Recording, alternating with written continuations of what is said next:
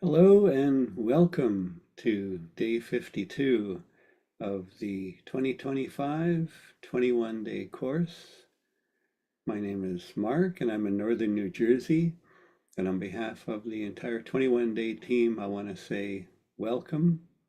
And what a special treat it is for me to spend this evening with you, where we are a community of people all seeking to become more of our true selves. And nothing beats being in that space above all our thoughts together. So get your foot soaking bowl ready. We'll be having a foot soak in a few minutes.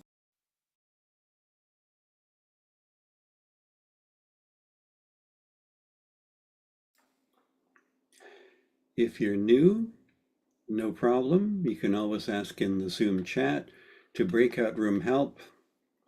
I'm new. What is this all about? Can someone please introduce Sahaja Yoga to me? And no problem. There'll be a Sahaja Yoga teacher ready to show you exactly what is this and why are we having so much fun together on a Thursday night. Also, if you're just beginning to learn about Sahaja Yoga, we have a course website and the link will be in the Zoom chat. And that's where you can review all previous classes and review any previous materials that we've offered as PDFs during the course. Another way to get support is to have a mentor, sort of like a friend to accompany you as you are meditating and learning about this yoga. So we call that having a mentor, and maybe you already have a mentor, maybe you'd like another mentor. You can request another mentor. So this is for anybody who's new and anybody who's continuing. Maybe you've been trying Sahaja Yoga for some time, and these are all available for you also. In the course, we have a different topic every class, and so on Tuesday we talked about the quality of generosity, which is the quality of the third center, the Nabhi chakra. Today we're going to talk about the principle of the guru, and that principle is in our void, which is the area that you'll see on a chart, is sort of in the middle of the abdomen. So today we'll follow a full program. We'll have a short talk about the topic by one of our presenters. That will include a guided meditation and a foot soak. Then we'll have a video excerpt of a talk by the founder, Shri Mataji Nirmala Devi, live music, and then a second guided meditation. And then we'll close out this hour and 20 approximately program with answering your questions. And those of us that have been trying Sahaja Yoga for some time will share our experiences. So I'd like to introduce our presenters and our musician.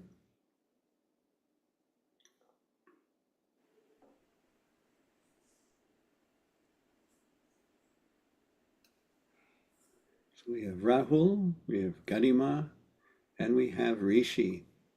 So hi Rishi, where are you and what do you like to do when you're not in complete silent meditation?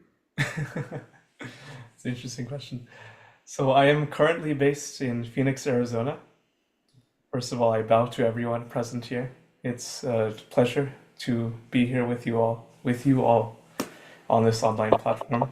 And when when I'm not in that silent space, I like music because it manifests that silence. And one thing that you can learn from music and meditation is that both music and meditation work on vibration. Whenever I strike a string here, that string vibrates. Same thing in Sahaja Yoga meditation. When you put your hands out, you feel the vibrations. But who is the player that's striking these vibrations, this subtle music?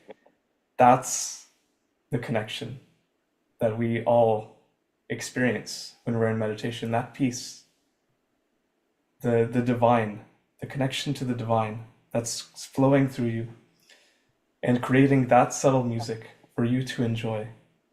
So today we will be talking about the void. That's an ocean-like center that revolves around the third chakra, the Nabhi chakra. And so I've selected an Indian classical raga, which I haven't played actually for many, many years. So this is special. It's called Rag Abhogi. And I realized just now that Abhogi means abhog. It means a fulfilled person. Mhm. And that's the qualities that the Nabi and the void give us. And so it's our intention as musicians to be channels for that quality so that its music can touch you and you can find that quality within yourself. So I hope you enjoy. I know I will. I liked your answer that when you're not in silent meditation, you simply find an activity that puts you back into that state of silent meditation. So I'll pose the same question to Rahul. Where are you and what guides you back to the silent meditation? Yeah, I live in Indiana with my family, my wife and two daughters. And yeah, what guides me back into meditation is being in nature, just enjoying the nature, the beauty of God's creation that is out there. And this country is really blessed with that. And the other thing is writing something, a piece of poetry, or just reflecting on my own spiritual journey and putting them into words helps me to go back into that state of meditation. Even reading the works of other realized souls does the same thing to me. So those are my methods. Okay, Garima, where are you located and what sends you back into that thoughtless, blissful state? I am based in the DC area, just in Maryland, outside DC. And right now, this phase of life, what drives me most to meditation is just a deep seeking of peace and silence and stillness in a very busy day. I look forward to, even if it's not a solid end of day or beginning of the day slot of time to sit for, 15, 20 minutes. There are definitely moments throughout the day where even if I can be still and meditate for 2 minutes or 5 minutes, whether it's between meetings or between anything else, I look forward to that. So just a deep seeking of being able to enjoy that present moment completely in silence. What does it for me is being in a program like this with these three amazing, highly evolved souls. So I am really anticipating a lot of fun and enjoyment. So let's get started with Rahul.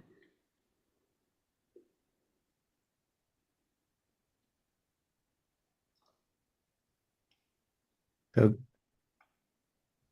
Garima, I think you are the one taking over, right? Sure.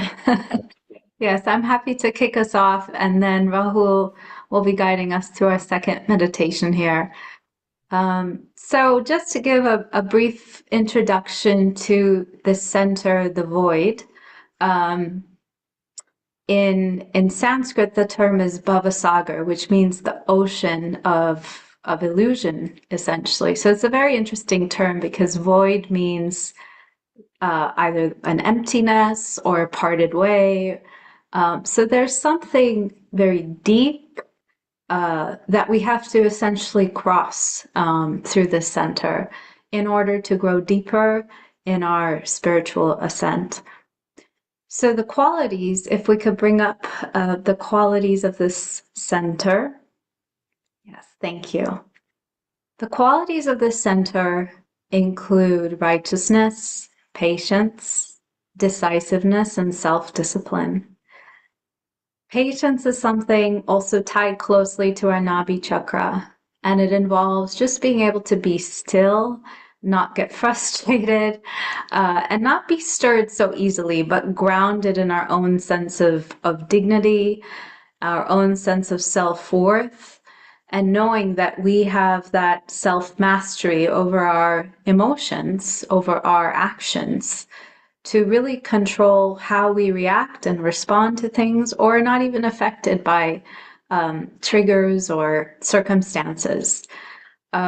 So that's one aspect of, you could say, self-discipline or self-mastery, is being in not control, but having that dignity or that awareness about ourselves that we are gurus, we are our own master, and nothing should stir us, or nothing can stir us, that will make us imbalanced, that will either pull us into reacting outwardly to something and getting angry or frustrated, or pull us into becoming over emotional and easily triggered in an emotional way by some kind of a stressor or threat or imbalance.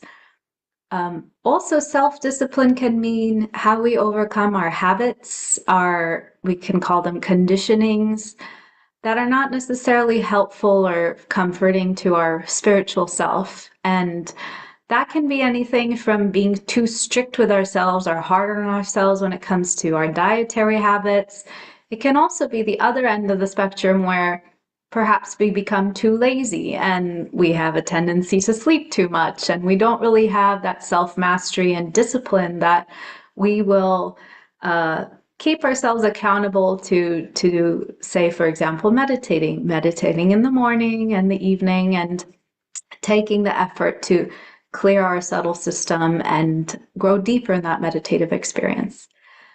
So yeah, those are two aspects of self-discipline or self-mastery, just to provide a little bit more context of what we mean by that. I think lastly, just to emphasize, this center, the void, is really also about the establishment of righteousness within us and our sense of morality. And it's interesting that this center has 10 subplexuses, or essentially subplexuses are the branches coming from this point in our nervous system.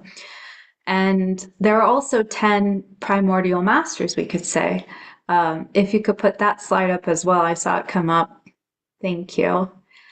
And these primordial masters are essentially deep sages or saints who came to us, to society, to their communities throughout history in different regions of the world at different times to deliver a message of righteousness, of morality.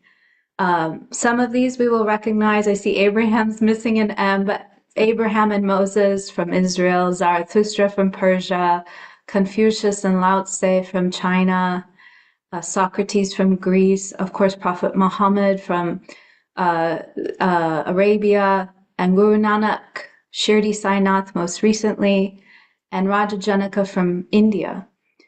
It's very interesting. I'd love to share two anecdotes before we dive into our meditation that really moved me when I heard these stories about these primordial masters. One is that recently in a talk by Shri Mataji, I heard that she described how the Red Sea parted for Moses because the Mother Earth could recognize the depth of his self-mastery, his saintliness, that it responded by parting the way for him, essentially enabling him and the tribe following him to cross the Red Sea. Similarly, one story that's really beautiful and shows the interconnectedness of these faiths and the continuity of this message of self-mastery through these primordial masters is Guru Nanak, who's the founder of the Sikh faith. He traveled once to Mecca, and the legend is that his feet were pointing towards the Kaaba stone, and it can be deemed as disrespectful, so someone attempted to move his feet. And the legend goes that Guru Nanak said, "Sure, you can move my feet, but I believe the divine is everywhere." And when someone did that, then the stone essentially is believed to have moved in the same direction as Guru Nanak's feet moved, and as it was moved, it just kept moving. So that really shows also the interconnectedness and the continuity of this message of self-mastery and righteousness throughout all the faiths and multiple cultures in the world and throughout history.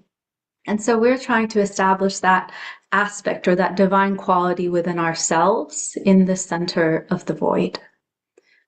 So without any more talking and without further ado, let's all get started in our meditation. We can put our feet in the water.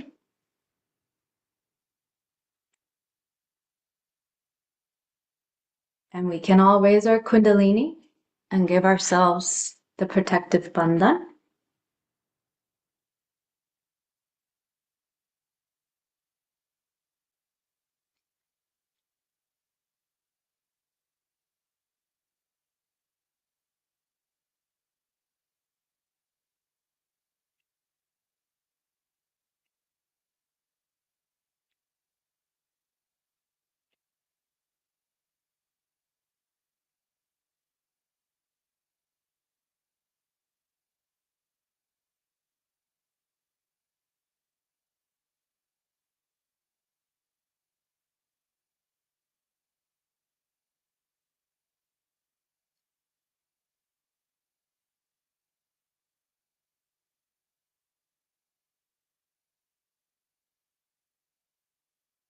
Let's start by placing both our hands towards the Mother Earth and just taking a moment for the earth and the water to absorb any heaviness within us, any imbalances, and for us to settle inside, settle down our attention.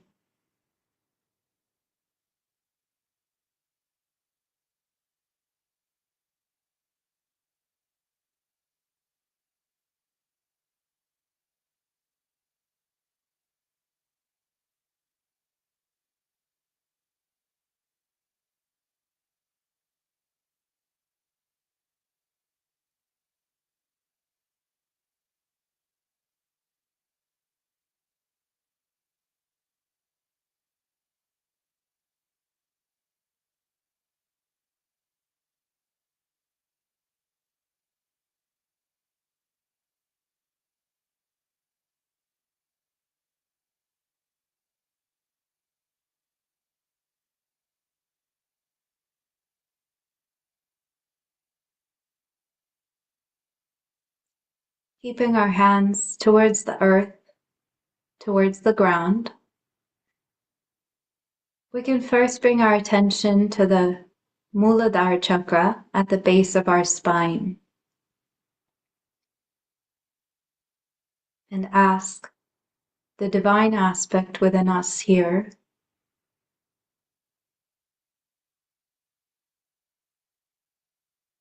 to please allow our Kundalini energy to rise and take us into meditation.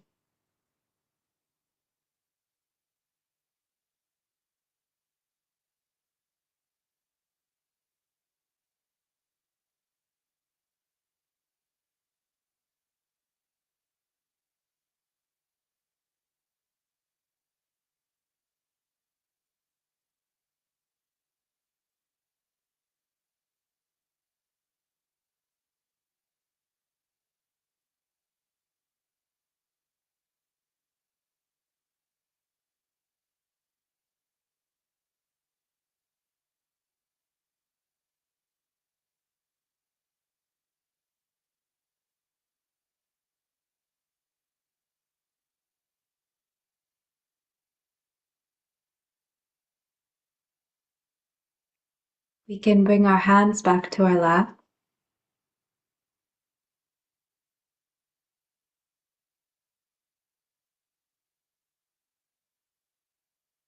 Let's all take a moment to settle down our attention further.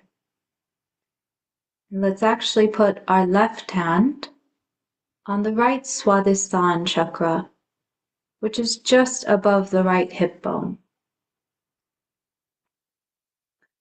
And simply ask, Mother Kundalini, please settle down my attention. Help me to stop thinking.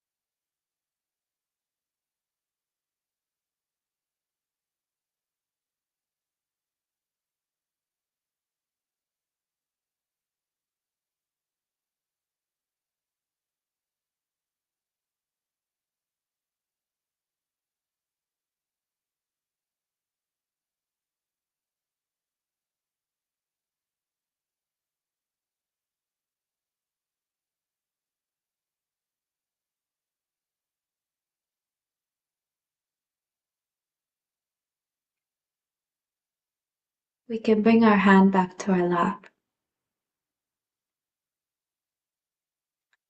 Let's now raise our attention to the void, which is just around the abdomen, the center of our abdomen. We could take our right hand and place it here.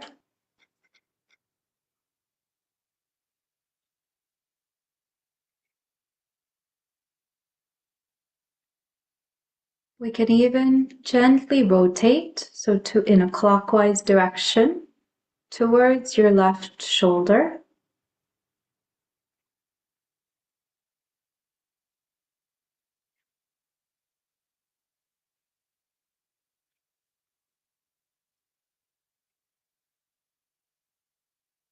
And as we gently massage this whole void region,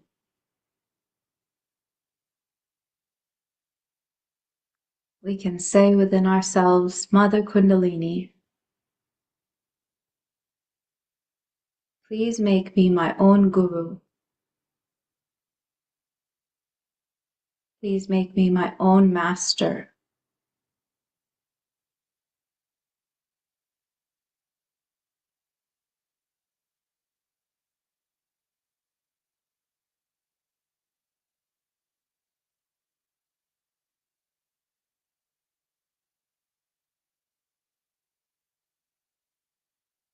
Mother Kundalini, please awaken the self-mastery within me and help me to become my own guru.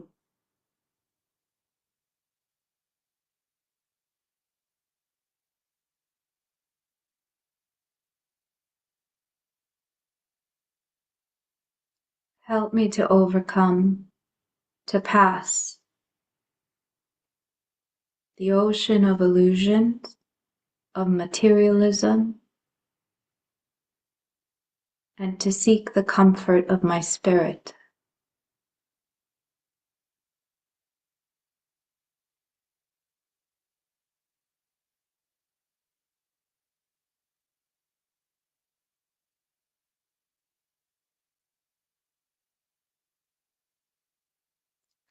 Please help me to cross the illusion of all my worries in my daily life, my work, my job, family, relations, material and financial. Help me to overcome these illusions and seek my spirit.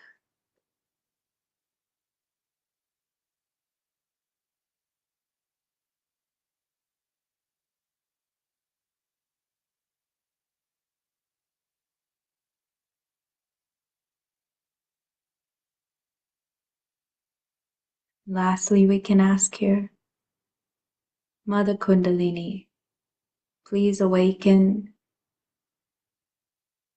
that sense of righteousness within me, of morality,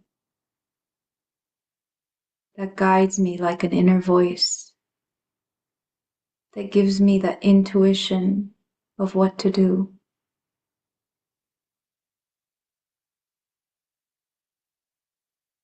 Mother, please awaken the righteousness within me.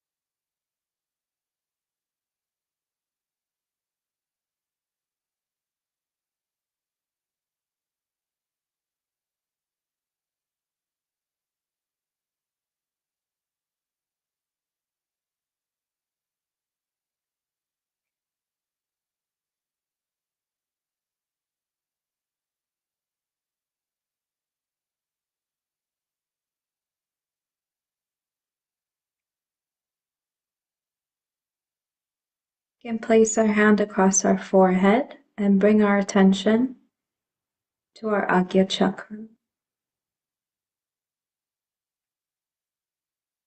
And here we can simply say, I forgive everyone, I forgive everything, and I forgive myself.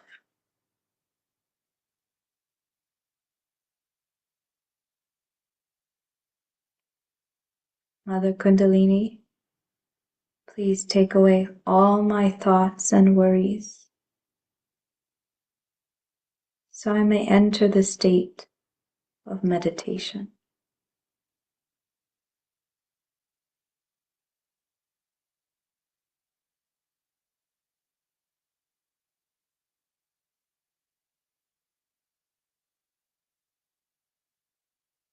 And all raise our Kundalini with our right hand in front of us, like this, and place our right hand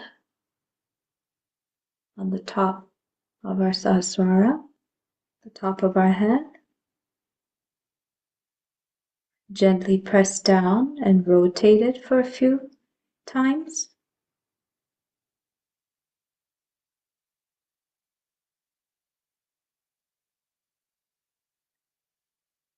And raise our attention and our hand above our head.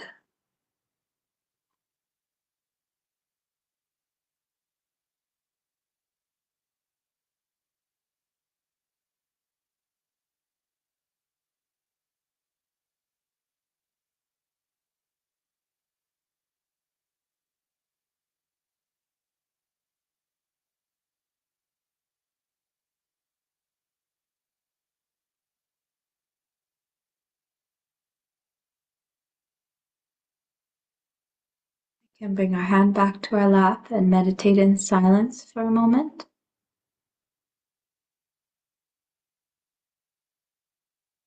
Keeping our attention on our Sahasrara above our head.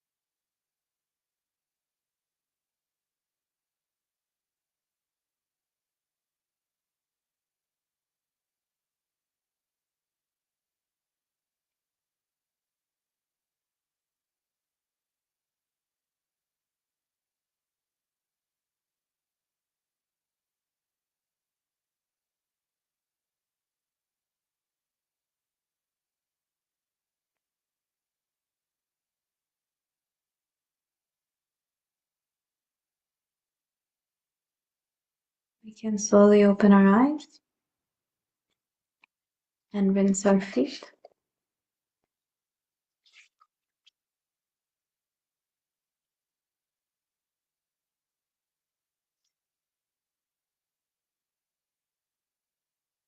And we'll listen to a short speech by Shri Mataji, the founder of Sahaja Yoga.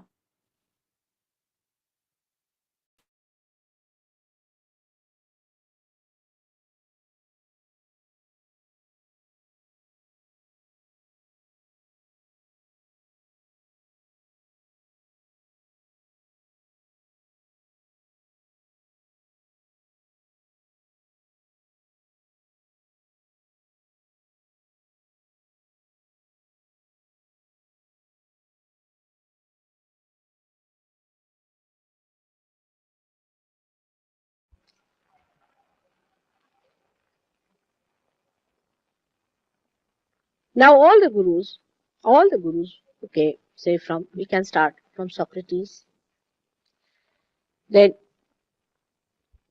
Abraham, Moses. This is the Guru Tattva, is the principle of master, primordial masters.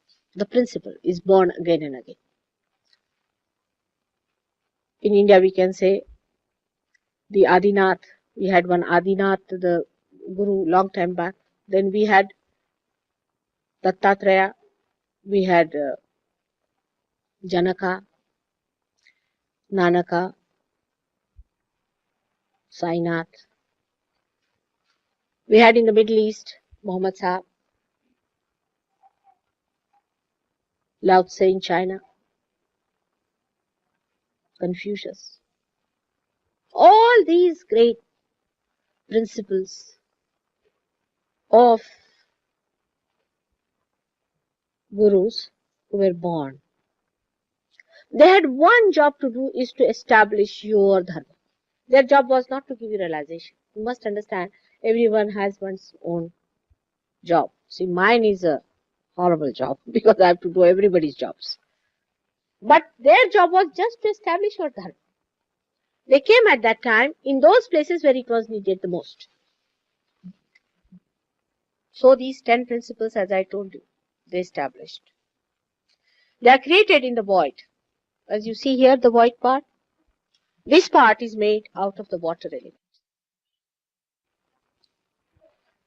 So whatever miracles they did had something to do with water, like they could create water anywhere they wanted to. They would not cure people. All of them have created water in the desert or in the places where, like in Nanaka has created a Panja Sahab, they call it. Everywhere they have been able to create water. Whatever they touched, they could create water out of it. Water is the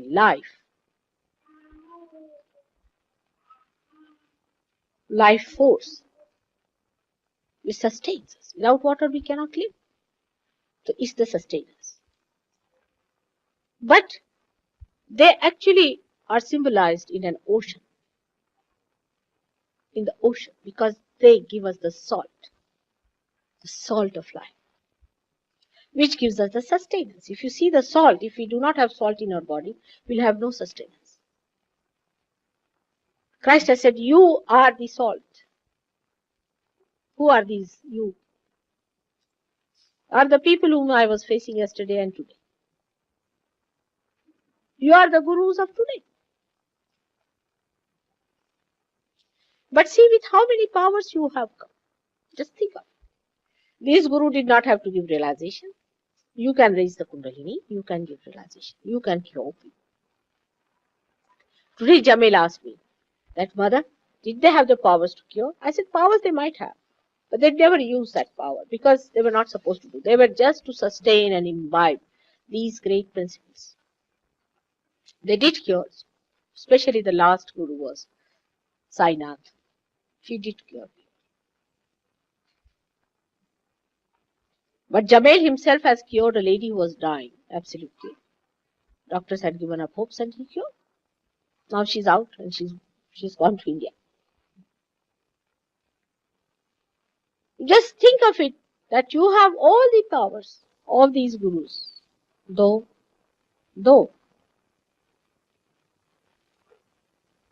in dharma you are still failing. You are not absolute. You have to get it corrected. Your dharmas are to be corrected. Now what is dharma within us? Is our attention. As our attention is, you can make out the dharma of a person. Religion doesn't convey that word. Dharma means the one which sustains. Dharayati sadharma, the one which sustains. Your dharma is the way your attention is. To have a complete balanced attention is just like the aeroplane, completely balanced and fully developed.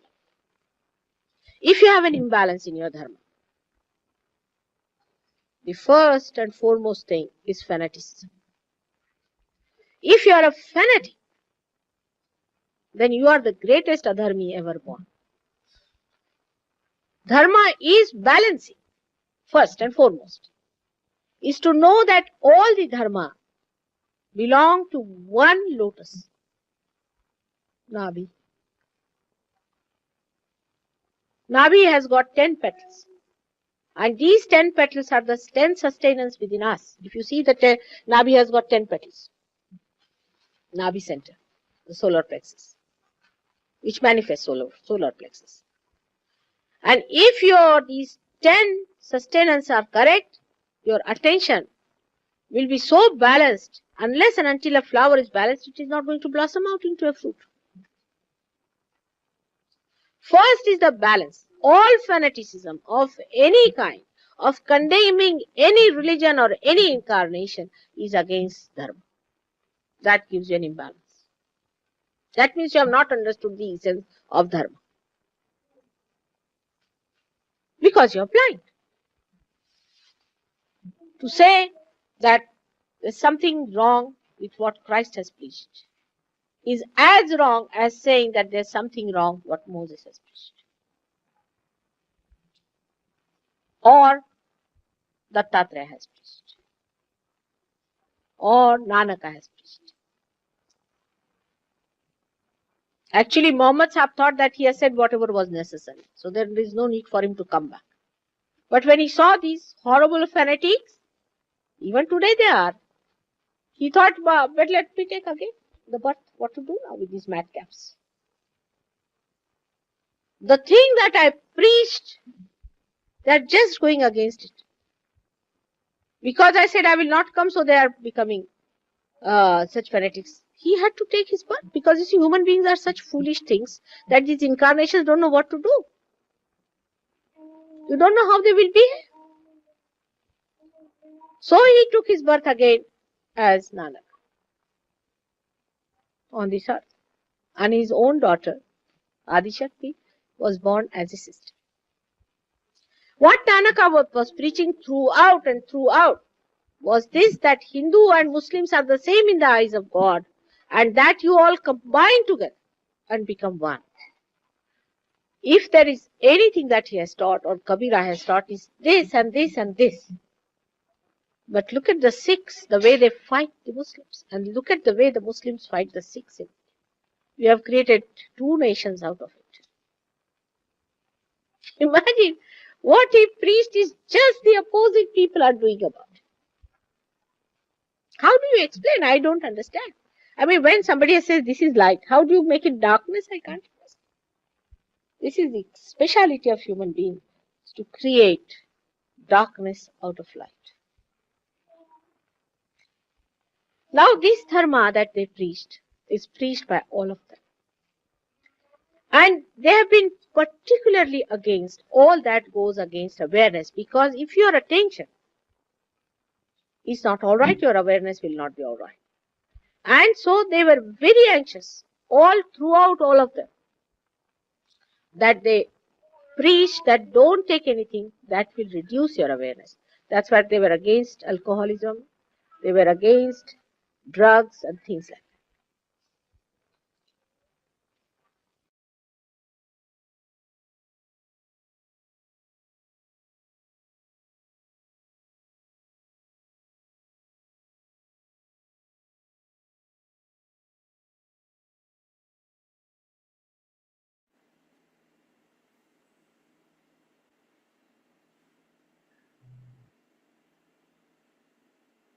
We can all gather our attention inside.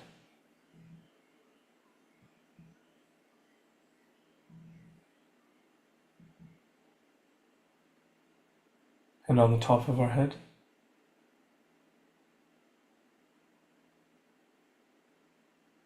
You are your own master.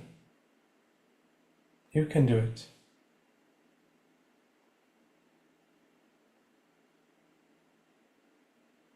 If there is one thing that these 10 great souls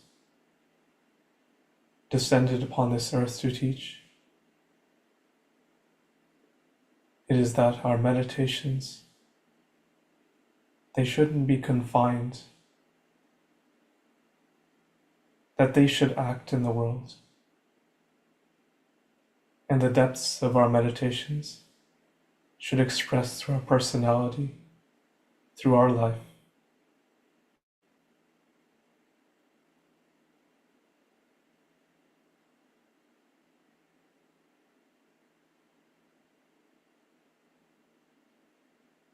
So take a moment to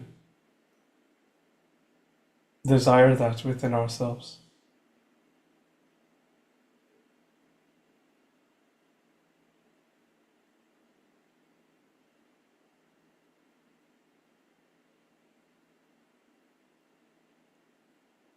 Mother, let all the peace that I'm feeling right now, all the love that I'm feeling right now, let it be manifested in my personality.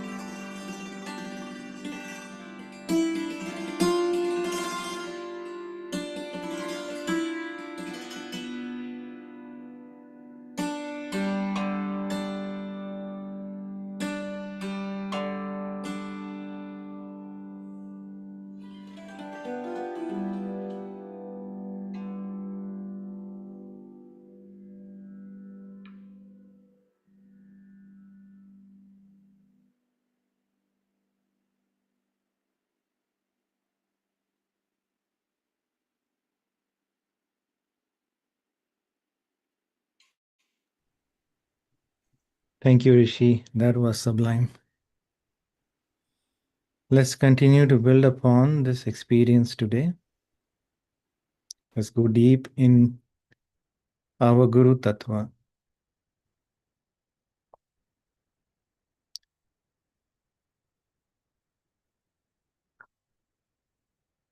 Let's take our attention back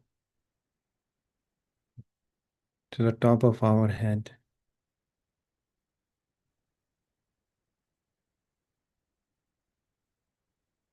Let's feel the silence within.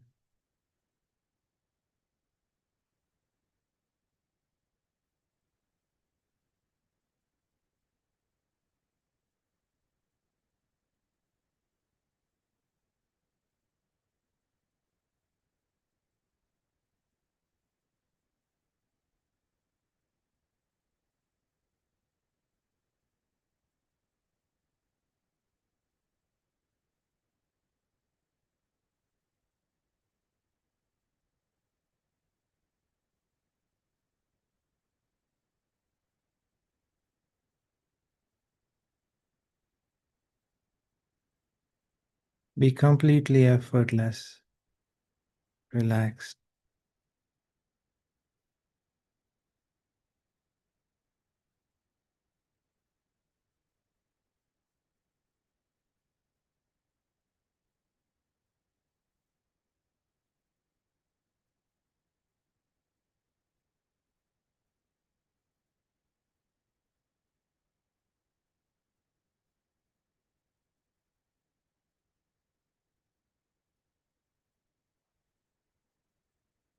Now let's take our right palm and place it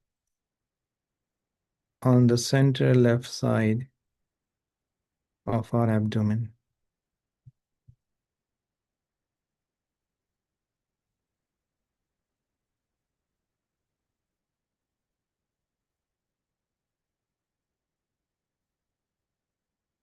This is the left side of the void within.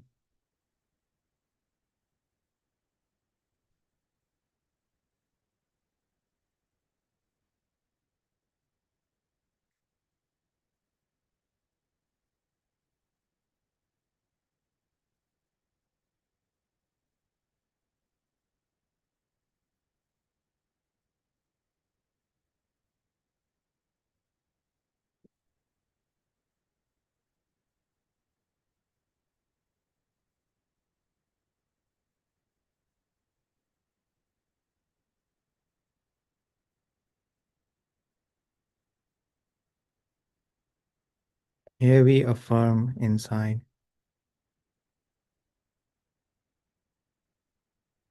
that, Mother, by your grace, I am my own master.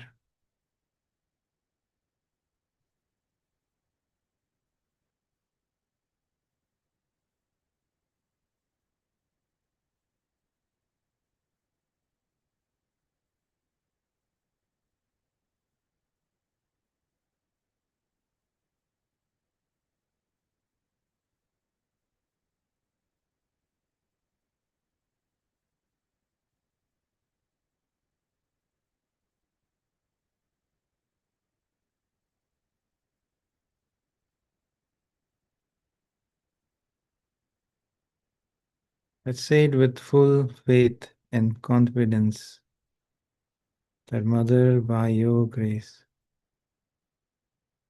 I am my own master.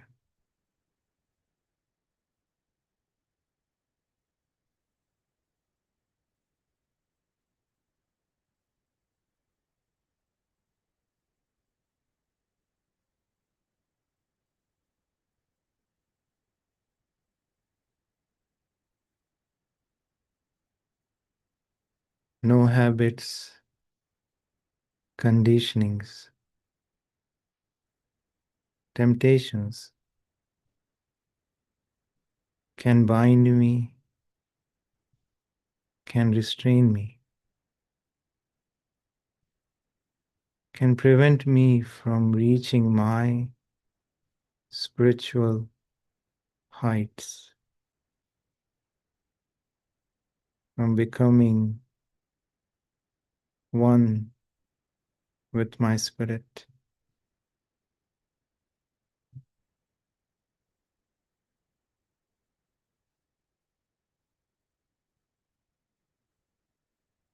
I have the power to rise beyond all that limits my spiritual ascent.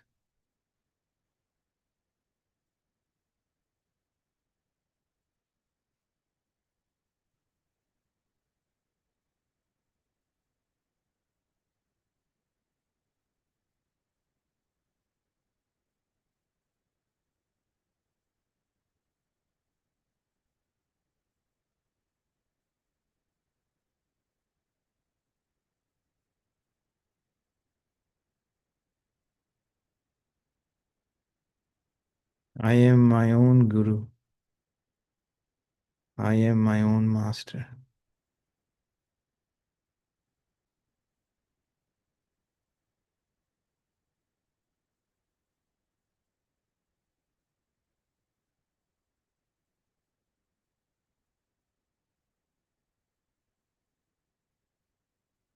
Bring the right palm back to our lap. Take the left palm and we put it on the center right side of our abdomen.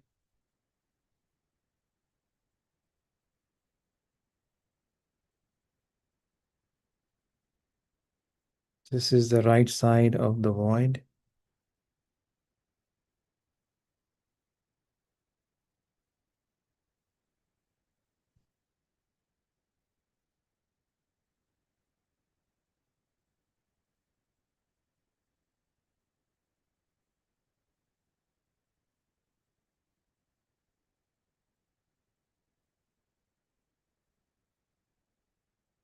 Mother, you are my guru.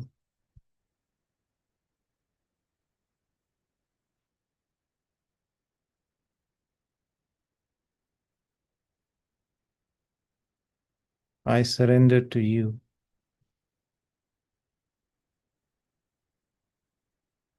I surrender to that pure energy of love, that pure intelligence, that pure consciousness within me.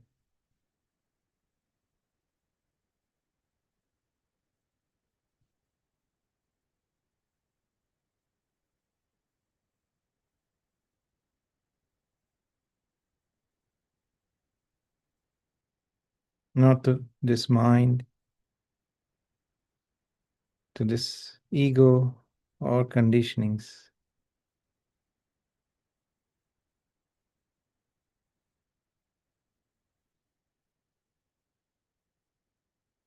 but to that pure energy of love. That is my Kundalini. That is my spirit.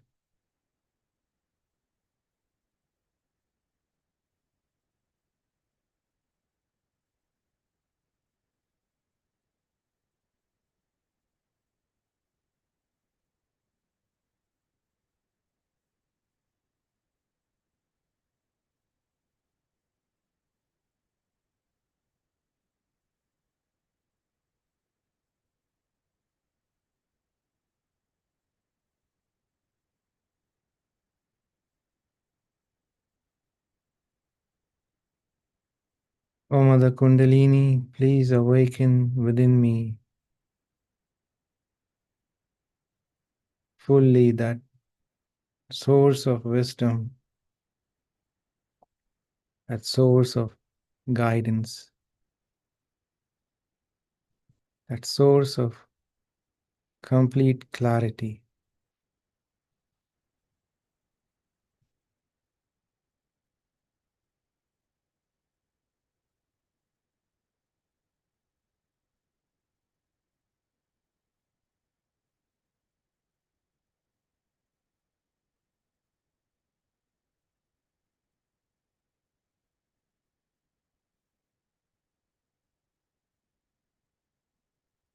Now we bring our left palm back to our lap. Now, for the whole of the void to awaken its principles, we will take a mantra. So can we have the slide 10?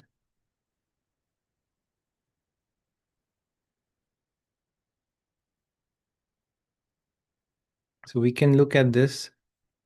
The basic structure of the mantra remains the same. The principle here of Guru principle is Adi Guru Dattatreya. So let us take this mantra together. And as we take this mantra, we can take our right palm and move it in a clockwise sense around our void. So going from left, down, right, up, left, down.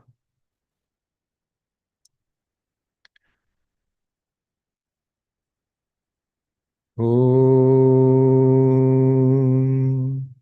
Tvameva Sakshat Shri Adi Guru Dattatreya Sakshat Shri Adi Shakti Mataji Shri Nirmala Devi Namo Namaha.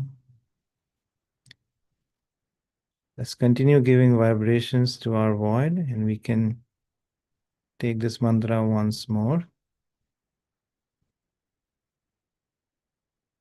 Om Tvameva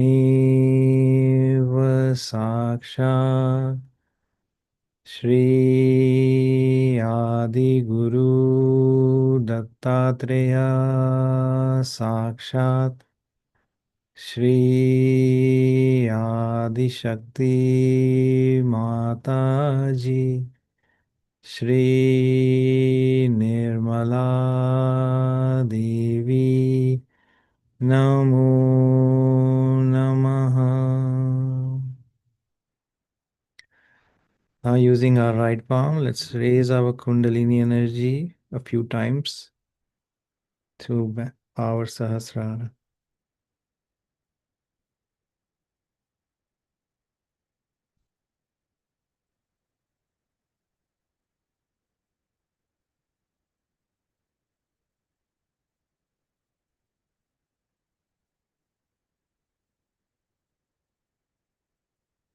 Let's massage top of our head.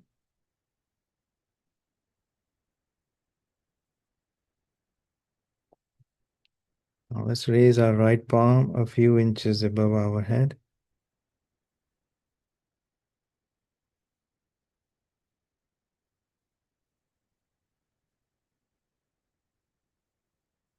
Let's keep our attention in that expanse of silence that unfolds above our head.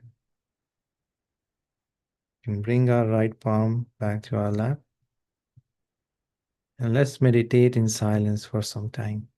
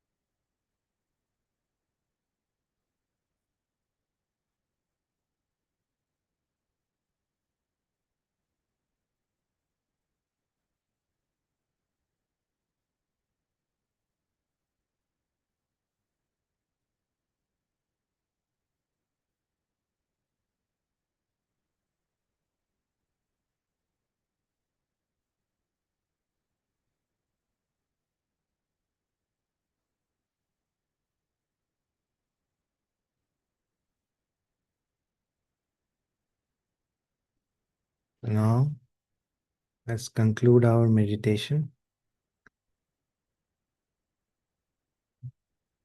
Let's thank our energy kundalini in our heart.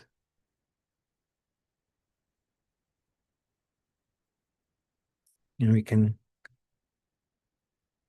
slowly raise our kundalini and put ourselves into bandhan.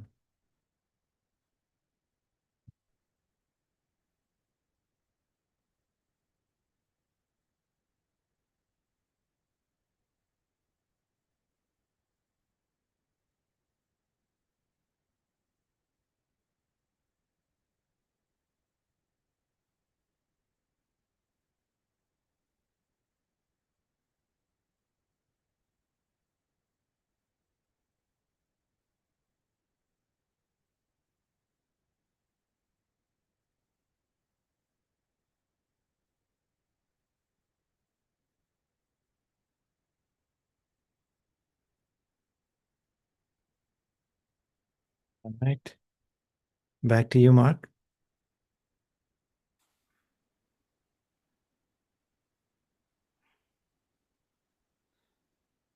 So we'll conclude the program with questions that you ask to us, including me and Rahul and Garima, but also, while I want to hear the questions from you, I'm also very curious to learn about their experiences in Sahaja Yoga. And before we get to the questions and answers, just let you know about what's happening next in our 21-day program. Next program is Sunday, June 1st, and we will look at the world of work and the world created by the media. And of course, the goal of the media is to grab our attention. So we will see how, by practicing Sahaja Yoga, we get a little bit ability to not be so pulled by this pull of the media. So it's called Finding the Peace and Quiet. So this is our third session of the 21-day course for 2025. We meet 3 times a week, and this current course will run a total of 7 weeks, ending on day 63 on Tuesday, June 24th. Now, if you want even more meditation with the group, we also meet Monday, Wednesday, and Friday for a foot soak and meditation. That's at the same time and the same Zoom link. And as we mentioned at the beginning of the class, there's lots of resources to help support you in understanding and enjoying Sahaja Yoga. So you can always ask for a mentor, and the form is posted in the Zoom chat. You can join our WhatsApp group if you haven't already, a way to communicate within the people who are attending the class. And there's the link, a QR code to our course webpage, where you can find all the previous classes and all the handouts that we've offered. This is a handout for tonight's program on the void, the principle of self-mastery. So that'll be available on the website as of this evening. So now there's different ways you can ask questions. You can ask them directly to me and to the guests by posting a question in the chat directly to me. You can also type a question to Breakout Room Help and say, I want to go into a breakout room. I want to talk to a Sahaja Yoga teacher. And then we'll put you into a breakout room and you get to ask questions directly. Also, you can put the chat question directly into the Zoom chat and someone will message you back with the answer. And that goes to chat Q&A.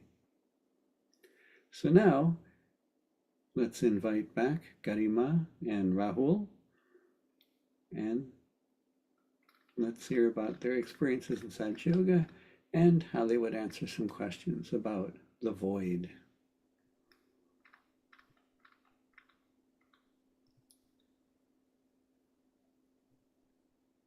So welcome back, Rahul. Thank you, Mark. And okay, one of our first affirmations in Sahaja Yoga, sometimes it's in our first day, we will say this: I am my own guru.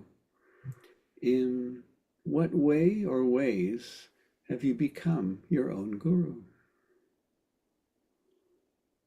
Yes. So before Sahaja Yoga, of course, we don't really know who I am.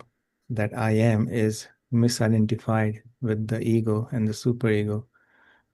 So we are taking guidance from our limited mind. And if a problem comes, a challenge comes, we analyze it, we think through it, try to find a solution.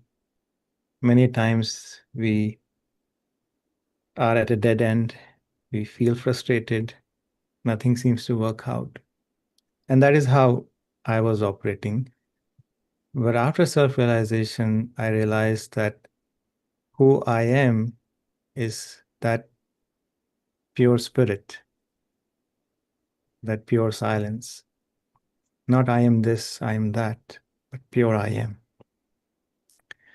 And then if a problem comes and challenge comes, and if I find myself again getting stuck in the loop of analysis, then with practice, I've been able to slowly pull myself out of it, out of those similar patterns of mind, and instead go to the silence and surrender the question and the problems to that silence without any expectations and let the answer emerge.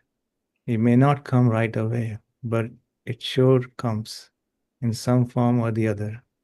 Can be an inspiration, can be meeting some other yogi and somebody saying something to you, which you realize in that moment is that they are just becoming a medium and it is coming from the divine to you. It is for your ears to hear. And through, even through inspiration, epiphany, you get to know the right guidance. You get the right guidance from that silence, from that state of thoughtless awareness. So you start to rely more on that, more and more on that, and not get lost into the limited moorings of your thought patterns. And that is how I have experienced that manifestation of Guru Tattva. Garima, how do you recognize that, oh, I am my own guru?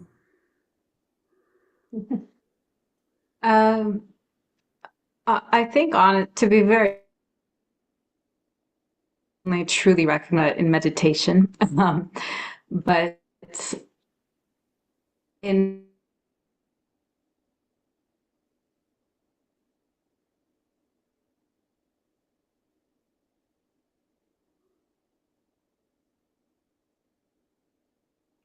I don't know if it's just me, there's some glitches in Garima's internet connection right now. Yeah, I think so. smallest choice or a big significant life choice. And as I increasingly meditated more on that guru quality within me, that self mastery within me, I found it started becoming easier and a lot more sort of intuitive to know what the right choice was. And often that intuition or message would come through other means, through a person saying something to me, through hearing something in one of Shri Mataji's speeches, or through even just a message or a sign from the elements.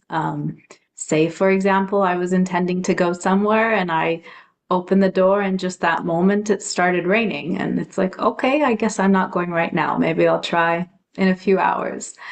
I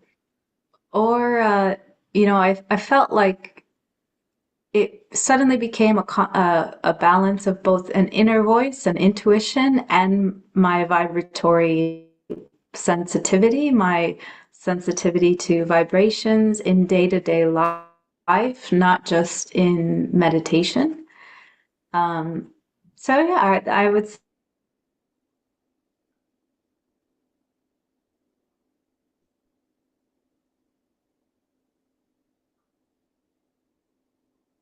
There's another connection glitch, unfortunately.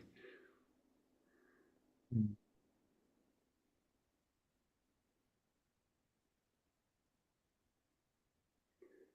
Okay, maybe Garma will try again to join us. Rahul, speaking personally, I sometimes resist hearing advice from other people. I don't know whether you sometimes have a similar reaction where people give you what they think is a really good solution to something or guidance. Um, does clearing the void help you appreciate more the advice you get from other people? Yes, definitely. I feel when you clear your void, then you're more receptive to the inputs that other gives, especially if they are giving it from their pure intention to help you. Then you are able to sense the vibrations in that.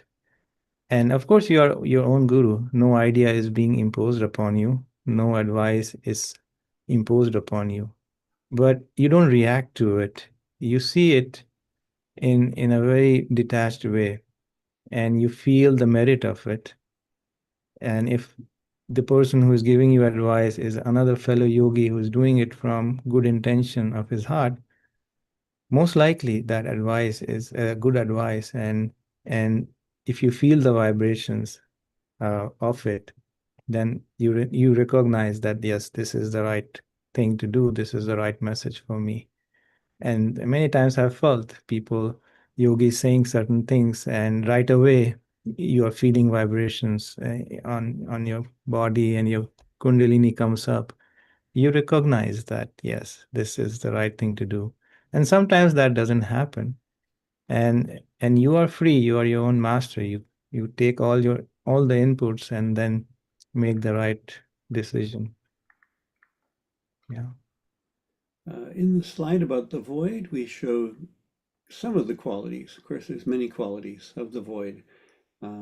Righteousness, patience, decisiveness, self-discipline. Which of these aspects of the Guru principle have you seen the most change or improvement in yourself?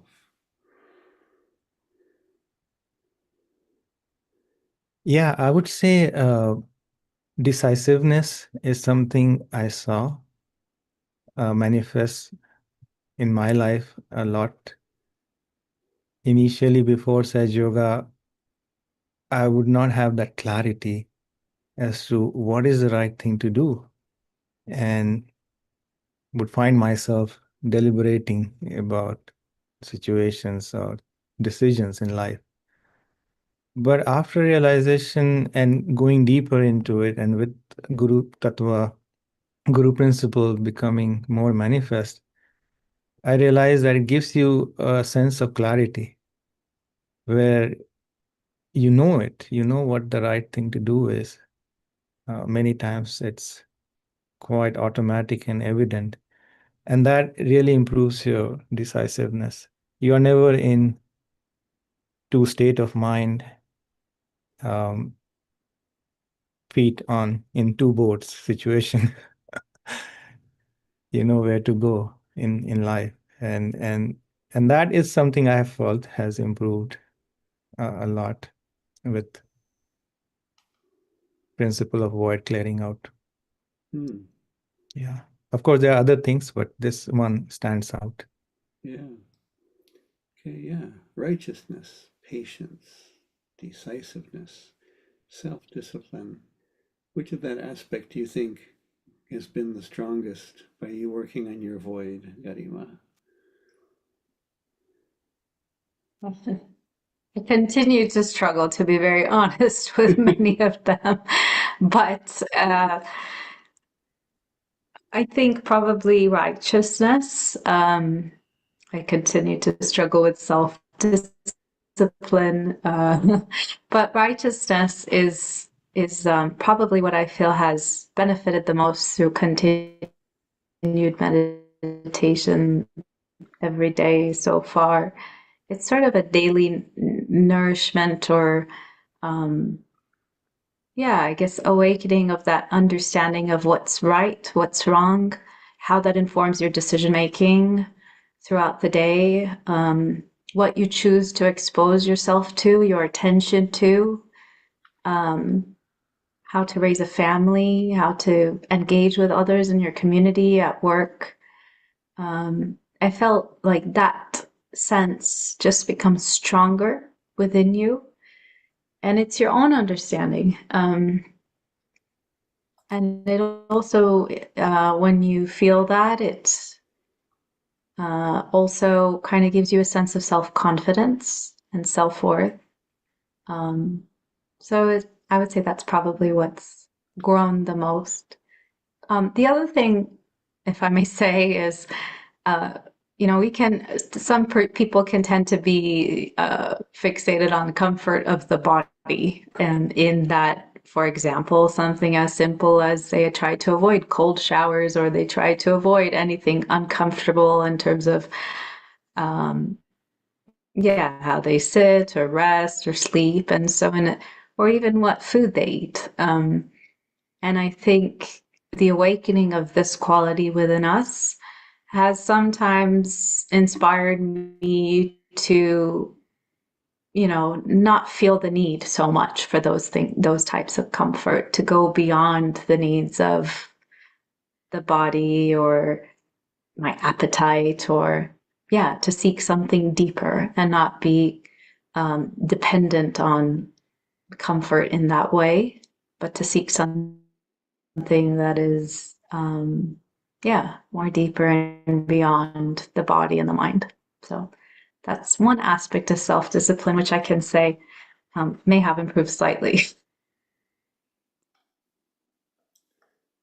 In her talk, Shri Mataji said that a guru does those things which sustain him or her and helps in their spiritual growth. And a guru does not do the things which get in the way of living a fulfilling life. And this balance of doing the right thing, making the right choices, is dependent on how we use our attention. Can you give an example of how our attention influences our guru principle?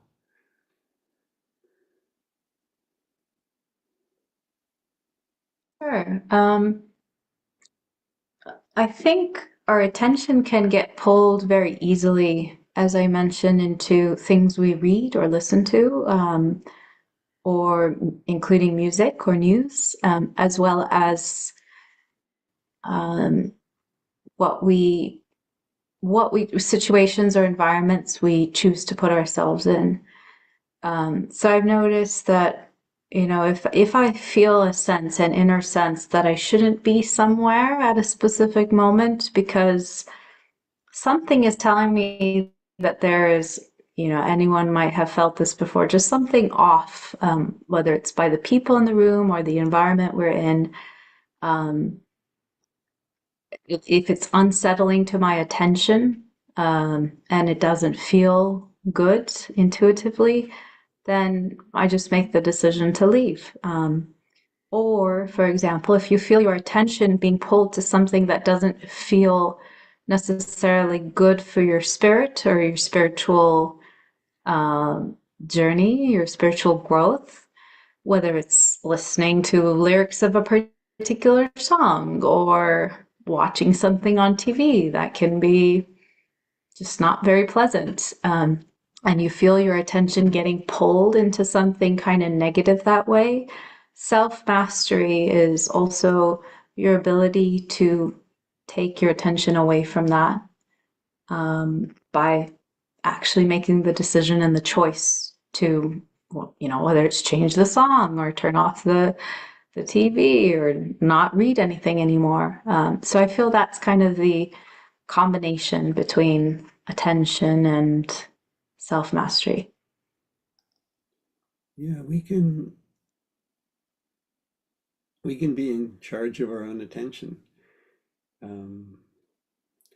That marketing is all based on grabbing and manipulating our attention.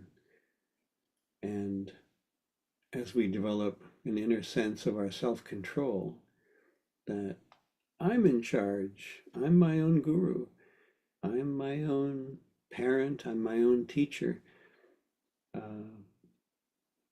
then I think we can recognize when things are pulling at our attention, and then we recognize the enticement, the way it's trying to catch us, grab us. And then we just notice it and we can appreciate, marvel at the cleverness of that attempt to grab our attention. But in fact, we can just say, no, I'll just look in the other direction. Or as you're saying, I can just change the radio station. And we really use that guru principle to take care of ourselves, to protect our attention, to protect our sense of self. That I am a righteous person, I'm a decent person, I'm a good person, and I don't need to get my attention pulled into, the mud. Mhm. Yeah. Um,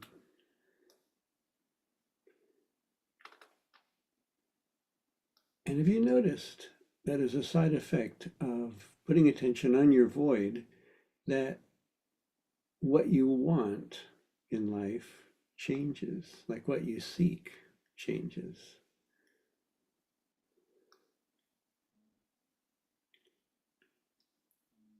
Yeah, I think so. Rahul mentioned this before that, he feels that seeking is further driven by his experiences in nature. And I can definitely relate to that. I find myself seeking more rather than being inside and on social media or watching TV. I find myself seeking more and more to be outside, to be, just it could be as simple as, oh, I really want to go to the ocean and I want to put my feet in the ocean, or I just want to walk on the earth barefoot and sit on the Mother Earth. It's a very simple, desire that manifests. But yeah, I find myself seeking things that bring me peace, that bring me balance, even in relationships with friends, with colleagues, and that I choose to, nurture and enjoy. It impacts, who you seek to spend time with, in what environment, and yeah, I also seek often, after meditating, to be in the presence of others and meditating collectively in a group. So I feel that those are the types of seeking or things that I seek that manifest with the self-mastery principle. Rahul, you and I had a life before we discovered Sahaja Yoga. Yeah. And if you were like me, you were just so avidly seeking, like, what is life about? Who am I? What am I Mhm. to do? What's my purpose? What is the truth? Right. Um, as now you have a technique, you can work on your void. How has what you seek changed? Yeah. So yeah, the void is where the seeking is, and in the beginning, the seeking is food, shelter, family, relationship, success. But as that seeking evolves and refines, you realize that I'm seeking a satisfaction, a sense of contentment and fullness and oneness.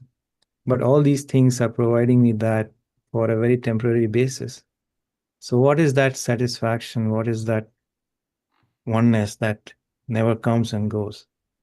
That becomes the pinnacle of your seeking. And then it drives you ardently to find that source of truth. And that is where I came to Sage Yoga 20 years ago. I was really feeling that intense desire to find the truth. And I don't know what I would have done, maybe jumped off a cliff if I had not found it. It was so intense. But then, after coming to Sage Yoga, once you have tasted the nectar, the seeking sublimates and it becomes more about being It becomes more about how can I remain in that state as pure spirit for longer and longer period of time, and how can I touch it fully, deeply, and to its fullest extent. How can I become that? And that is where the seeking beautifully uh, morphs into this process of spiritual ascent. And then at the end, even it disappears, just like how an Indian saint said that the camphor burns to give the light, but at the end, neither the camphor is left nor the light. So there's no seeking left when you have become completely one with the truth. So that's the journey. You alluded to the seeking becomes, I just want more of this good stuff. Yes. And so that's what's happened to my seeking is not looking for the people that I can connect with, but spending more time now with the people that I have found in Sahaja Yoga. And I do connect with them, and they help keep me in thoughtless awareness, and they keep making my heart bigger. So now it's like, okay, let's see, we have a telephone, we have all these ways to spend more time connecting with these people. So it's a wonderful kind of seeking of just it Yes. won't be just the same. Like, okay, Rahul and Garima and Mark are sitting together and we're meditating. So the goal is that, like, the new seeking is that it's not just going to be the same, like, well, that was nice, but that there'll be some new insight, some new opening of another part of my being. And it's Mhm. only possible because we're thoughtless together. Yes. What I used to say people is before the seeking was like a raging fire. Now it's a silent flame. And it's just what I have achieved, what we have all felt, just feeling it more and more and on continuous basis. So I would say this evening has been very fulfilling for me to spend the program with Garima and Rahul and enjoying the very subtle music of Rishi. So thank you very much, those that are watching, and on behalf of them, thank you so much, Garima and Rahul. Thank you, everyone. So we will see you Sunday. And that's our program for this evening. Thank you so much for joining us.